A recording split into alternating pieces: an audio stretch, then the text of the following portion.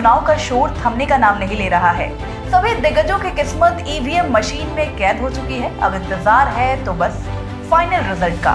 नमस्कार, newsviews.in देख रहे हैं आप, आपके साथ मैं हूं अनुभा सिंह। इस वीडियो में हम आपको बताएंगे कुछ दिग्गजों के बारे में, इसलिए वीडियो को अंत तक देखिए। लिस्ट में पहला नाम है प्रधानमंत्री नरेंद्र मोदी का। पीएम मोदी चुनाव के आखिरी चरण में वाराणसी में कांग्रेस नेता अजय राय के खिलाफ चुनावी मैदान में है। मोदी ने 2014 और 2019 में वाराणसी सीट से जीत हासिल की है और अब वो अपने तीसरे कार्यकाल के लिए चुनावी मैदान में उतरे हैं। लिस्ट में दूसरा नाम आता है राहुल गांधी का। रायबरेली से राहुल गांधी चुनाव लड़ रहे हैं। अमेठी की तरह रायबरेली भी हमेशा से कांग्रेस का गढ़ माना जाता है। राहुल गांधी का मुकाबला बीजेपी के दिनेश प्रताप सिंह से है। 2019 में उनका मुकाबला रायबरेली के सोनिया गांधी से था। दिनेश प्रताप सिंह को उस चुनाव में हार का मुंह देखना पड़ा था। बता दें, कांग्रेस के पूर्व अध्यक्ष राहुल गांधी इस बार 2 लोकसभा सीट वायनाड और रायबरेली से चुनावी मैदान में है। कांग्रेस को उम्मीद है कि दोनों सीटों से राहुल गांधी बाजी मारेंगे। हालांकि अगर राहुल गांधी दोनों सीटों से चुनाव जीत जाते हैं तो उन्हें किसी एक सीट से सांसद के तौर पर इस्तीफा देना हो सकता है। लिस्ट में तीसरा नाम आता है भाजपा की दिग्गज नेता स्मृति ईरानी का। स्मृति ईरानी अमेठी से चुनाव लड़ रही है, तो वहीं इस बार उनके खिलाफ कांग्रेस नेता राहुल गांधी नहीं बल्कि केएल शर्मा चुनावी मैदान में उतरे हैं। अब देखना बेहद दिलचस्प होगा कि स्मृति ईरानी अपनी जीत दर्ज करती हैं या कांग्रेस नेता केएल राहुल शर्मा। बता दें, 2019 के लोकसभा चुनाव में स्मृति ईरानी ने राहुल गांधी को 55,000 वोटों से हराया था। आपको बता दें, लिस्ट में चौथा नाम है अनुराग ठाकुर का। केंद्रीय मंत्री अनुराग ठाकुर हिमाचल प्रदेश के हमीरपुर निर्वाचन क्षेत्र से भाजपा के उम्मीदवार हैं, जो कांग्रेस उम्मीदवार सतपाल सिंह रायजादा के खिलाफ चुनाव लड़ रहे हैं। ठाकुर पहली बार 2008 में अपने पिता के इस्तीफे के बाद हमीरपुर से सांसद बने थे। इसके बाद उन्होंने 2009, 2014 और 2019 में सीट से 3 चुनाव जीते। तो लिस्ट में पांचवा नाम है मध्य प्रदेश के पूर्व मुख्यमंत्री यानी कि शिवराज सिंह चौहान का। मध्य प्रदेश की विदिशा सीट बीजेपी का गढ़ मानी जाती है। इस सीट से अब मध्य प्रदेश के पूर्व मुख्यमंत्री और बीजेपी के दिग्गज नेता शिवराज सिंह चौहान मैदान में है। विदिशा सीट से ही लोकसभा चुनाव जीतकर शिवराज सिंह चौहान पहली बार सांसद बने थे। आपको बता दें, विदिशा सीट से अटल बिहारी वाजपेयी और सुषमा स्वराज जैसे दिग्गज नेता लोकसभा चुनाव जीत चुके हैं। इस चुनाव में शिवराज सिंह चौहान का मुकाबला कांग्रेस के वरिष्ठ नेता प्रताप भानु शर्मा से है। प्रताप भानु शर्मा पहले भी 2 बार इस सीट से जीत चुके हैं। पिछले चुनाव में बीजेपी के रमाकांत भार्गव ने विदिशा से जीत दर्ज की थी।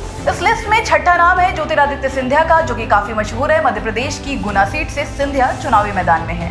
केंद्रीय मंत्री ज्योतिरादित्य सिंधिया पहली बार बीजेपी के टिकट पर लोकसभा चुनाव लड़ रहे हैं। 2019 लोकसभा चुनाव में गुना सीट से उन्हें हार का सामना करना पड़ा था।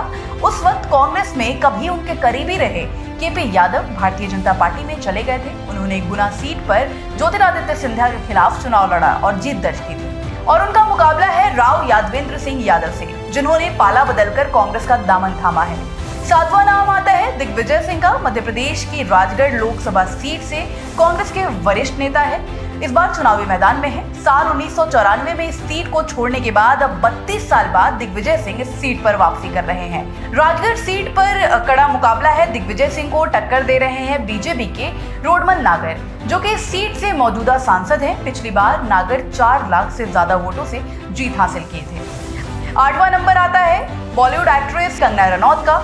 भाजपा के 2024 के आम चुनाव के लिए हिमाचल प्रदेश की मंडी सीट से अभिनेत्री कंगना रनौत को मैदान में उतारा गया है। रनौत पूर्व सीएम वीरभद्र सिंह के बेटे कांग्रेस उम्मीदवार विक्रमादित्य सिंह के खिलाफ चुनाव लड़ रही हैं। मंडी वीरभद्र के परिवार का गढ़ है और इस सीट पर वर्तमान में उनकी विधवा प्रतिभा देवी सिंह काबिज है। इस लिस्ट में 9वां नंबर आता है रवि किशन का। अभिनेता और राजनेता रवि किशन उत्तर प्रदेश की गोरखपुर सीट से भाजपा के उम्मीदवार हैं और वो समाजवादी पार्टी के उम्मीदवार काजल निषाद के खिलाफ चुनाव लड़ रहे हैं। साल 2019 में रवि किशन ने सपा उम्मीदवार राम भुआल निषाद को 60% से अधिक वोट पाकर हराया था। 10वें नंबर पर आते हैं बिहारी बाबू यानी कि पवन सिंह। भोजपुरी गायक पवन सिंह को बीजेपी ने आसनसोल से उम्मीदवार बनाया था, लेकिन उन्होंने वहां से चुनाव लड़ने से इनकार कर दिया और बिहार के काराकाट से निर्दलीय चुनाव लड़ रहे हैं। इस सीट से एनडीए के उम्मीदवार उपेंद्र कुशवाहा और सीपीआईएमएल के उम्मीदवार राजा राम सिंह कुशवाहा चुनावी मैदान में हैं। 11वें नंबर पर आती है मीसा भारती। मीसा भारती पाटलिपुत्र लोकसभा क्षेत्र से लालू प्रसाद यादव की सबसे बड़ी बेटी है और चुनावी मैदान में है। 2014 के लोकसभा चुनाव से पहले भाजपा में शामिल हुए भाजपा उम्मीदवार रामकृपाल यादव ने मीसा भारती को हराया था। बाद में 2019 में भारती ने सीट से जीतने का एक और प्रयास किया, हालांकि रामकृपाल यादव ने उन्हें फिर से हरा दिया। इस बीच रामकृपाल यादव इस सीट से हैट्रिक की उम्मीद कर रहे हैं। 12 नंबर की बात करें तो अक्सर चर्चा में रहने वाले भाजपा प्रत्याशी मनोज तिवारी और कन्हैया कुमार हैं। उत्तर पूर्वी दिल्ली लोकसभा क्षेत्र राजधानी की सबसे हॉट सीट बनी हुई है। इस सीट पर भाजपा प्रत्याशी मनोज तिवारी का मुकाबला इंडिया गठबंधन के प्रत्याशी कन्हैया कुमार से है। 2019 के लोकसभा चुनाव में सीपीआई के टिकट पर बेगूसराय सीट से चुनावी मैदान में उतरे कन्हैया कुमार को हार का मुंह देखना पड़ा था। उत्तर पूर्वी दिल्ली लोकसभा सीट पर साल 2019 में बीजेपी प्रत्याशी मनोज तिवारी से पूर्व सीएम शीला दीक्षित को हराए थे। इस बार उनका मुकाबला कांग्रेस प्रत्याशी कन्हैया कुमार से है। कन्हैया कुमार 5 साल पहले लोकसभा चुनाव बेगूसराय सीट से चुनाव लड़े थे। सभी दिग्गजों के भाग्य का फैसला 4 जून को हो जाएगा, तो देखना बेहद दिलचस्प होगा कि कौन कहां से और कितनी सीटों से जीतता है। फिलहाल इस वीडियो में इतना ही। कैसा लगा आपको हमारा वीडियो कमेंट सेक्शन में जरूर बताएं और साथ ही हमारे चैनल को लाइक सब्सक्राइब करना बिल्कुल ना भूलें।